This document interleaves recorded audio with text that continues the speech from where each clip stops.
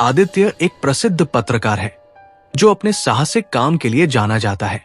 वो किसी भी रहस्य या घटना की तह तक जाने में रुचि रखता है।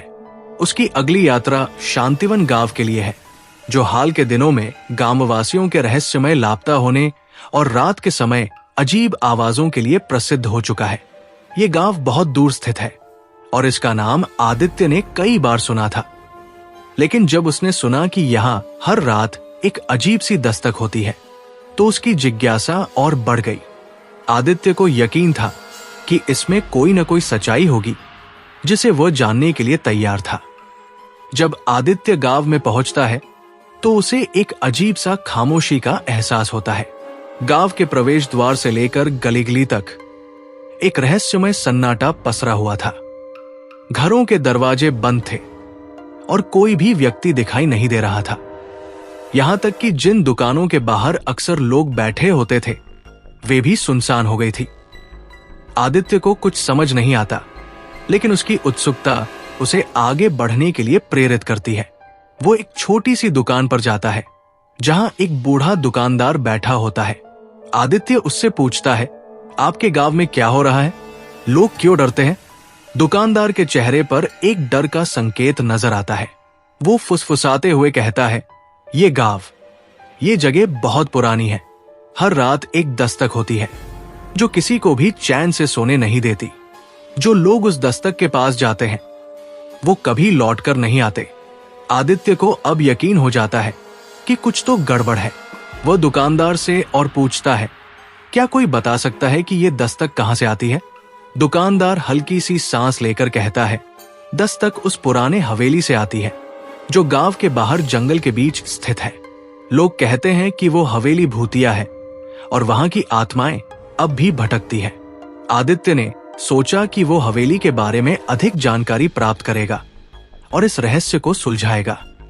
उसकी आंखों में एक चमक थी। ये उस पर विश्वास और साहस की झलक थी। आदित्य ने अब तय किया था कि वो गांव वालों से और अधिक जानकारी लेगा। वो गांव के हर नुक्कड़ और चौपाल पर जाकर उनसे पूछता है, लेकिन हर जगह उसे वही डर और अविश्वास का सामना करना पड़ता है। किसी ने भी उस हवेली के पास जाने की हिम्मत नहीं की थी। कुछ लोग तो कहते थे कि हवेली में चंद्रकला की आत्मा भटकती है, जो गांव वालों से बदला लेने आई है। आदित्य का मन जिज्ञासा से भरा हुआ था और वो ये जानने के लिए तैयार था कि इन अजीब घटनाओं के पीछे सच क्या है। उसके मन में एक सवाल था, क्या ये सब सिर्फ अफवाहें या सचमुच कोई भूत प्रेत का मामला है?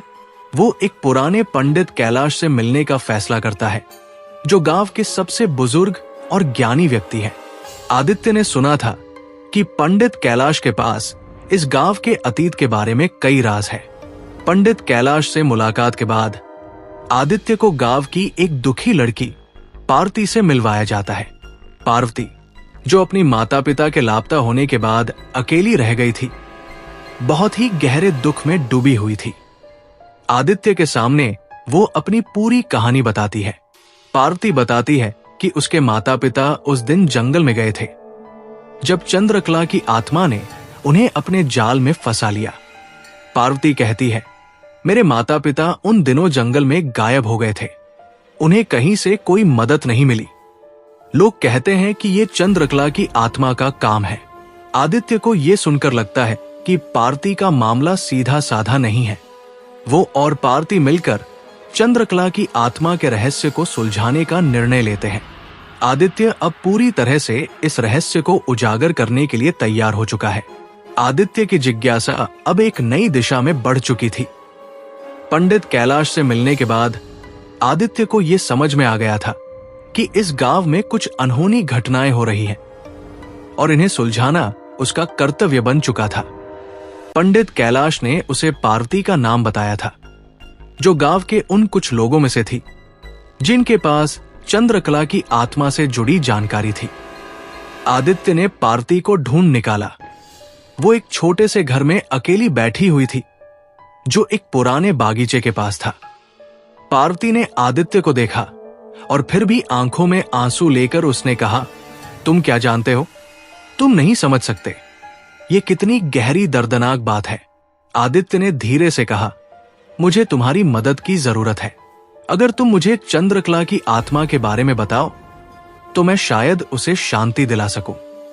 पार्वती ने गहरी सांस ली और एक चुप सी खामोशी के बाद उसने कहना शुरू किया, मेरे माता पिता 15 साल पहले उस जंगल में गए थे जहां चंद्रकला की आत्मा थी।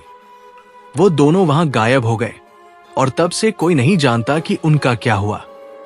वे बस चले गए और कभी वापस नहीं लौटे।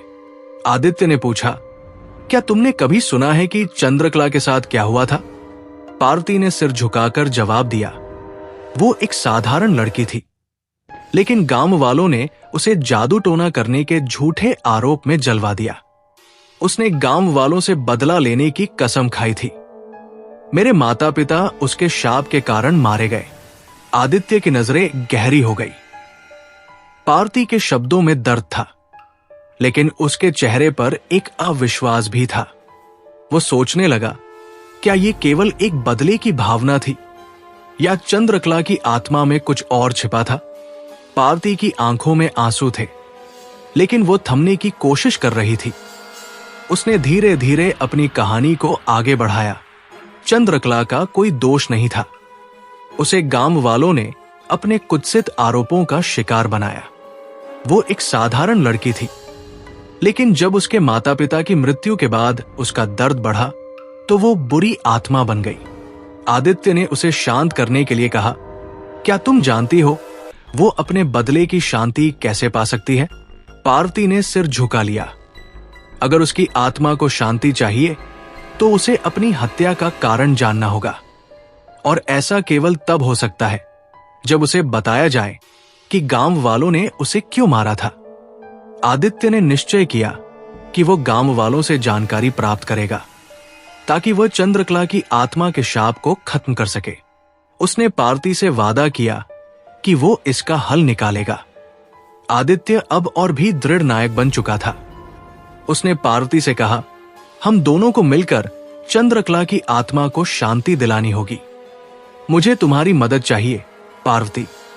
पार्वती ने एक लंबे समय तक आदित्य की आंखों में देखा और फिर धीरे से कहा, मैं तुमसे डरती हूं।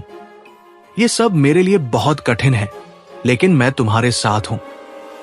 आदित्य को अब इस रहस्य को सुलझाने के लिए पूरी तरह से तैयार हो गया था।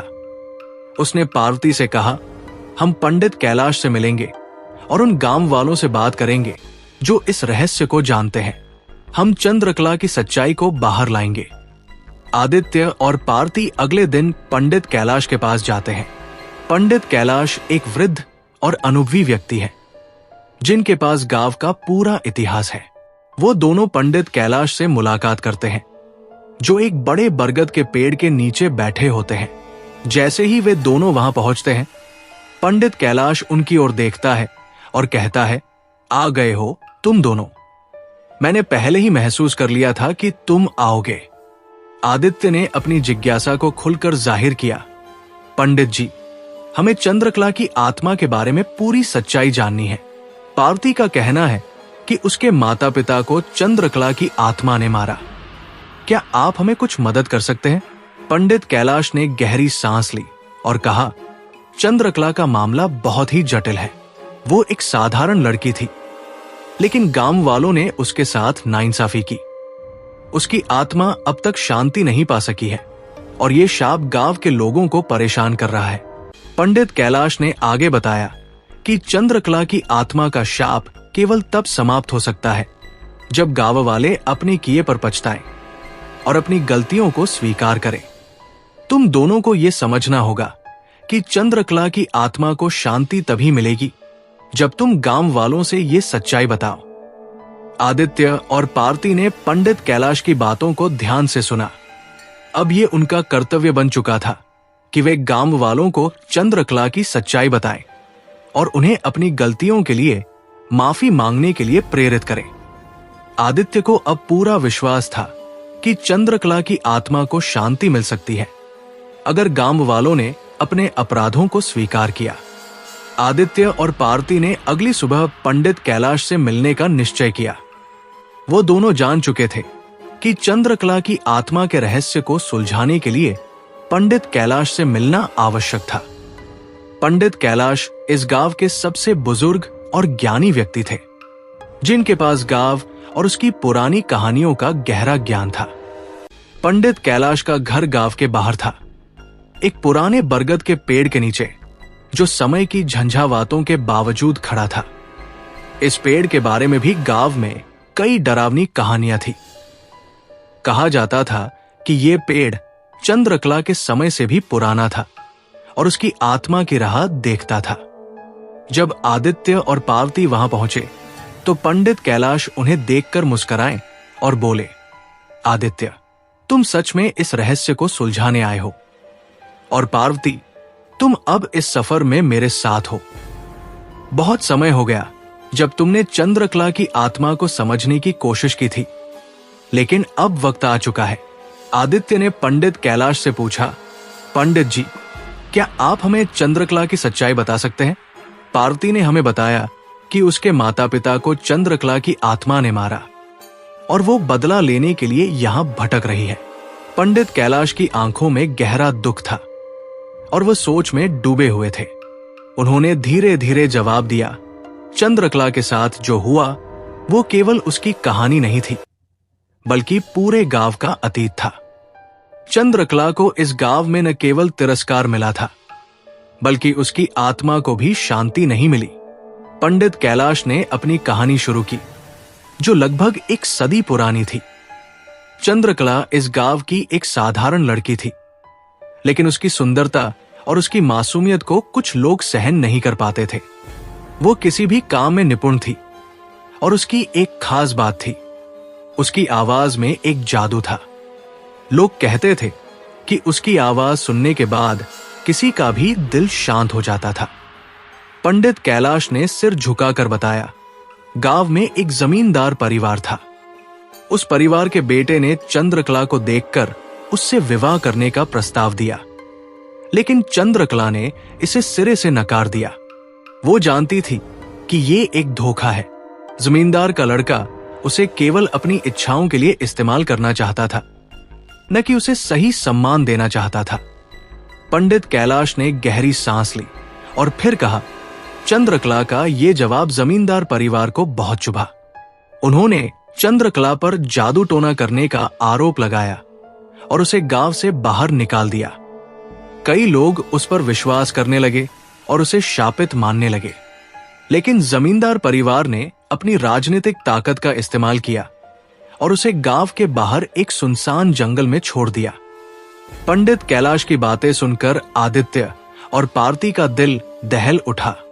उन्होंने महसूस किया कि चंद्रकला की आत्मा केवल अपने साथ किए गए अन्याय का बदला लेने नहीं आई थी, बल्कि वो गांव वालों को उनकी गलती का एहसास दिलाना चाहती थी। चंद्रकला का वो शाप केवल उसका बदला नहीं था, पंडित कैलाश ने आगे कहा, बल्कि ये सब उसके आत्मबल से जुड़ा था। उसका आत्मविश्वास, उसका घमंड और उसका गुस्सा उसके साथ था। जब उसने अपना अंतिम संस्कार किया, उसकी आत्मा की शांति और बदला दोनों एक साथ जुड़े हुए थे। आदित्य ने पूछा, तो अब इसका हल क्या है? हम चंद्रकला की आत्मा को शांति कैसे दे सकते हैं? पंडित कैलाश ने उत्तर दिया, इसका हल एक ही है। गांव वालों को अपनी गलती स्वीकार करनी होगी। उन्हें चंद्रकला के साथ किए गए अत्याचार का पछतावा होना चाहिए और केवल तभी उसकी आत्मा को शांति मिलेगी। तुम्हें चंद्रकला की आत्मा से मिलने के लिए उस जंगल में जाना होगा, जहां वो आखिरी बार अपने जीवन के दिन बिता रही थी। वहां तुमसे एक कड़ी परीक्षा ली जाएगी। आदित्य और पार्वती अब पूरी तरह से तैयार थे। पंडित कैलाश ने उन्हें ये चेतावनी दी कि ये यात्रा आसान नहीं होगी। जंगल में जाने से पहले उन्हें शांति और साहस के साथ तैयार रहना होगा। पंडित कैलाश ने उन्हें एक ताबीज भी दिया, जो चंद्रकला की आत्मा से संवाद करने में मदद कर सकता था। यह ताबीज तुम्हें चंद्रकला की आत्मा से जुड़ने में मदद करेगा, पंडित कैलाश ने कहा, लेकिन ध्यान रखना, इसका इस्तेमाल केवल सच्चाई और प्यार से करो, क्योंकि आत्माएं हमेशा अच्छे इरादों को पहचानती है। आदित्य और पार्वती ने ताबीज लेकर जंगल की ओर जाने का निर्णय लिया। जैसे ही वे जंगल की ओर बढ़े, उन्हें महसूस हुआ कि कुछ अजीब सा होने वाला है। हवा में एक अजीब सी सिहरन थी और दूर से उन्हें किसी की हल्की सी आवाज सुनाई देती थी, जैसे कोई दस्तक दे रहा हो। आदित्य और पार्वती की धड़कनें तेज हो गई, लेकिन उन्होंने डर को अपने अंदर दबाकर अपनी यात्रा जारी रखी। आदित्य और पार्वती ने पंडित कैलाश से ताबीज लेकर उस प्राचीन जंगल की ओर रुख किया, जिसे गांव वाले भूतिया जंगल कहते थे। ये जंगल गांव से बहुत दूर था और उसके बारे में कई डरावनी कहानियां सुनाई जाती थी। गांव वालों का मानना था कि ये जंगल किसी जादू से भरा हुआ था और यहां कई रहस्यमयी घटनाएं घट चुकी थी। आदित्य और पार्वती के मन में संकोच था, लेकिन उन्होंने ठान लिया था कि इस रहस्य को हल किए बिना वे वापस नहीं लौटेंगे। जब वे जंगल के बाहरी इलाके तक पहुंचे तो हवा का रुख अचानक से बदल गया। एक सर्दी की लहर ने उनके शरीर को छू लिया और ऐसा महसूस हुआ जैसे कोई अदृश्य शक्ति उन्हें अंदर खींचने की कोशिश कर रही हो। आदित्य ने ताबीज को अपनी जेब से निकाला और पार्वती से कहा, हमें शांति से आगे बढ़ना होगा। इस जंगल में जितनी ज्यादा डर की भावना होगी, उतनी ज्यादा मुश्किल होगी। पार्वती ने सिर झुका लिया और धीरे से कहा, यह जंगल मेरे लिए कोई नया नहीं है। मैंने बचपन में सुना था कि इस जंगल में कई अजीब चीजें घटती हैं। मेरी मां हमेशा मुझे इस जंगल से दूर रहने की चेतावनी देती थी, लेकिन अब जब हमें चंद्रकला की आत्मा की शांति के लिए यहां आना पड़ा है, तो हमें कोई डर नहीं दिखाना चाहिए। जंगल में कदम रखते ही एक अजीब सा खामोशी का माहौल बन गया। घने पेड़ों के बीच से हल्की सी रोशनी छनकर आ रही थी, जैसे सूरज की किरणों को भी इस जगह से डर लग रहा हो। आदित्य और पार्वती धीरे धीरे आगे बढ़े और एक समय ऐसा आया जब वे एक पुराने टूटे हुए मंदिर के पास पहुंचे। ये वही मंदिर था जिसे पंडित कैलाश ने चंद्रकला की आत्मा से जुड़ा हुआ बताया था। मंदिर की दीवारों पर हल्के हल्के तावीज लटक रहे थे और चारों ओर खामोशी का एक जाल सा फैला हुआ था। आदित्य ने देखा कि मंदिर के अंदर एक पुराना मूर्ति खंडित हो चुका था और उसकी आंखों में कोई अदृश्य शक्ति सी महसूस हो रही थी। ये वो जगह है, आदित्य ने फुसफुसाया। ये वही मंदिर है जहां चंद्रकला ने आखिरी बार अपनी प्रार्थना की थी। पार्वती ने भयभीत होकर कहा, ये वही जगह है जहां मेरी मां ने मुझे कभी न आने की चेतावनी दी थी। यहां तक कि मेरे माता पिता की मृत्यु के बाद भी मुझे यहां आने की कभी अनुमति नहीं दी गई। तब आदित्य ने ताबीज को हाथ में लिया और धीरे से कहा, ताबीज हमें चंद्रकला की आत्मा से जोड़ने का एकमात्र तरीका है। हम दोनों को इसे दिल से इस्तेमाल करना होगा। जैसे ही आदित्य ने ताबीज को मंत्रमुग्ध होकर अपनी हथेली में पकड़ा, एक अजीब सी हलचल शुरू हुई। हवा में कंपन महसूस होने लगा और मंदिर के अंदर का माहौल अचानक से बदल गया। चारों ओर से आवाजें आने लगी, जैसे कोई दस्तक दे रहा हो।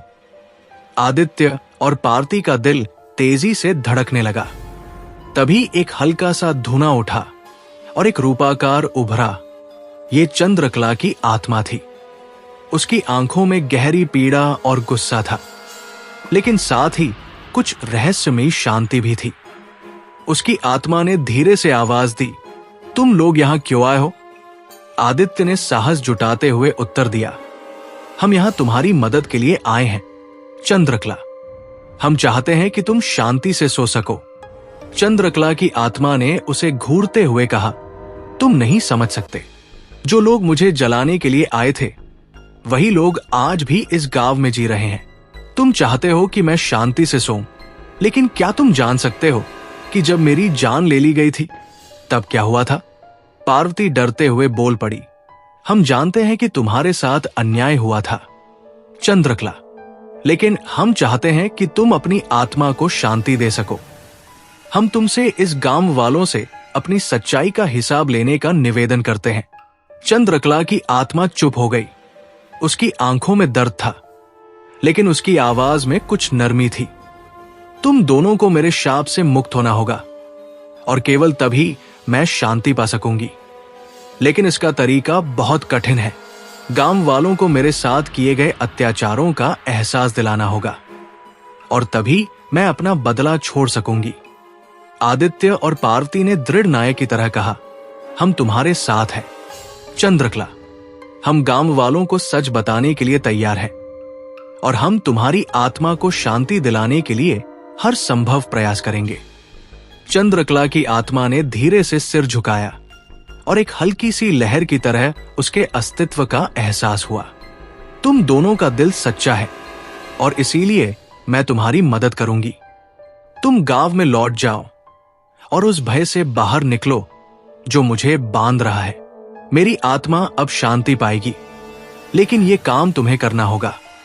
जैसे ही चंद्रकला की आत्मा गायब हुई, आदित्य और पार्वती की आंखों के सामने एक हल्का सा प्रकाश फैल गया और ताबीज से एक और रहस्यमयी ध्वनि आई। अब उन्हें यह समझ में आ गया कि ये यात्रा अपने अंत की ओर बढ़ चुकी थी, लेकिन उनका रास्ता अभी भी कठिन था, क्योंकि उन्हें गांव वालों के सामने सच्चाई लानी थी। आदित्य और पार्वती ने जंगल से बाहर निकलते हुए गहरी सांस ली। चंद्रकला की आत्मा के साथ हुई मुलाकात ने उन्हें और भी दृढ़ नायक बना दिया था। अब उन्हें गांव वालों के पास लौटना था, लेकिन इस बार उनका उद्देश्य अलग था। वे चंद्रकला के शाप से छुटकारा पाना चाहते थे, लेकिन इसके लिए उन्हें गांव वालों को अपनी गलतियों का एहसास दिलाना होगा। आदित्य ने पार्वती से कहा, अब हम गांव वालों को सच्चाई बताने के लिए तैयार हैं। हमें डरने की जरूरत नहीं है, क्योंकि हम सही रास्ते पर हैं। अगर हम सच्चाई का सामना नहीं करेंगे तो चंद्रकला की आत्मा को शांति कभी नहीं मिलेगी। पार्वती ने सिर झुकाया और फिर दृढ़ होकर कहा, तुम सही कह रहे हो आदित्य। हमें अब इस डर को हराना होगा और सच्चाई का सामना करना होगा। मेरे माता पिता के बारे में जो भी हुआ वो सब सामने आना चाहिए। दोनों ने अपने कदम तेज किए और गांव की ओर बढ़े। जैसे जैसे वे गांव के पास पहुंचे, एक अजीब सा सन्नाटा छाया हुआ था। ये वही गांव था जहां कभी रौनक और हंसी खुशी होती थी, लेकिन अब सब कुछ बदल चुका था। गांव में कोई नहीं दिखा और घरों के दरवाजे भी बंद थे। ऐसा महसूस हो रहा था जैसे गांव वालों को कुछ महसूस हो रहा हो कि अब कोई बहुत बड़ी घटना घटने वाली है। आदित्य और पार्वती गांव के मुख्य चौक पर पहुंचे। उन्होंने देखा कि कुछ लोग धीरे धीरे अपने घरों से बाहर आ रहे थे। इनमें वही लोग थे जिन्होंने चंद्रकला को जलाने का समर्थन किया था। आदित्य ने पार्वती से कहा, अब हमें इन लोगों से बात करनी होगी। हम चंद्रकला की आत्मा को शांति दिलाने के लिए जो कदम उठाएंगे वो सबको समझना होगा। पार्वती की आंखों में गुस्सा और दर्द था, लेकिन उसने आदित्य की बात मानी। हमें इनसे नफरत नहीं करनी है, लेकिन हमें उन्हें यह बताना होगा कि उन्होंने कितना बड़ा अपराध किया है। आदित्य और पार्वती ने पंडित कैलाश के घर की ओर रुख किया, क्योंकि वो जानते थे कि पंडित कैलाश के पास गांव वालों से सच्चाई का खुलासा करने का सबसे अच्छा तरीका होगा। पंडित कैलाश गांव के सबसे बुजुर्ग और आदरणीय व्यक्ति थे और उन्हें समझाने से गांव वाले शायद मान जाएं। जब वे पंडित कैलाश के पास पहुंचे तो पंडित जी ने उन्हें देखा और कहा, तुम दोनों आखिरकार लौट आए। मैं जानता था कि तुम्हें सच्चाई का पता चल ही जाएगा। अब तुम्हारी यात्रा का सबसे महत्वपूर्ण हिस्सा शुरू होने वाला है। पंडित कैलाश ने आदित्य और पार्वती से कहा, तुम्हें अब सीधे गांव वालों के सामने जाकर चंद्रकला के बारे में सारी सच्चाई बतानी होगी। मैं तुम्हारे साथ हूं, लेकिन तुम दोनों को यह याद रखना होगा कि तुम्हारी आवाज ही उनके दिलों को झकझोर सकती है। चंद्रकला की आत्मा को शांति दिलाने के लिए तुम्हें डर से बाहर आना होगा। आदित्य और पार्वती ने दृढ़ नायक की तरह पंडित कैलाश की बातों को सुना और फिर गांव वालों की ओर बढ़े। जैसे ही वे गांव के चौक में पहुंचे, गांव वालों ने उन्हें देखा और कुछ चौंके हुए थे। आदित्य ने अपनी आवाज को गहरे आत्मविश्वास के साथ उठाया, गांव वालों, हमें तुमसे कुछ महत्वपूर्ण बात करनी है। हमें अब चुप नहीं रहना होगा। हम जानते हैं कि तुम में से कुछ लोगों ने चंद्रकला के साथ अन्याय किया। अब वो आत्मा तुमसे बदला ले रही है। लेकिन हम तुम्हें ये बताने आए हैं कि तुम सबकी गलती तुम्हारे सामने आनी चाहिए। गांव वालों में हलचल मच गई। कुछ लोग शर्मिंदा थे तो कुछ घबराए हुए थे। तभी पंडित कैलाश ने आगे बढ़कर कहा, यह सच है जो आदित्य और पार्वती कह रहे हैं। चंद्रकला का शाप तुम सबके दिलों में दाग छोड़ चुका है और तुम सबका ये पाप अब तुम्हारे सामने उजागर होगा। आदित्य ने फिर कहा, तुम लोगों ने चंद्रकला को जादूगरनी और शापित मानकर उसे गांव से निकाल दिया था, लेकिन वो केवल एक निर्दोष लड़की थी। तुमने उसके साथ अन्याय किया और उसकी आत्मा अब तुमसे हिसाब मांग रही है। एक बुजुर्ग महिला जो चंद्रकला की मां की पुरानी दोस्त थी, आदित्य की बातें सुनकर कांपते हुए आगे बढ़ी। उसने कहा, तुम सही कह रहे हो बेटा, मैं ही वो व्यक्ति थी जिसने चंद्रकला को जादूगरनी कहा था। हम सभी ने उस पर विश्वास नहीं किया और उसे सजा दिलवाने में मदद की, लेकिन अब हमें यह एहसास हो रहा है कि हमने कितना बड़ा अपराध किया। आदित्य और पार्वती की आंखों में अब कुछ उम्मीद की झलक थी।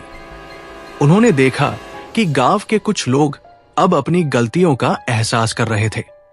धीरे धीरे और लोग सामने आए और उन्होंने अपनी गलती को स्वीकार किया।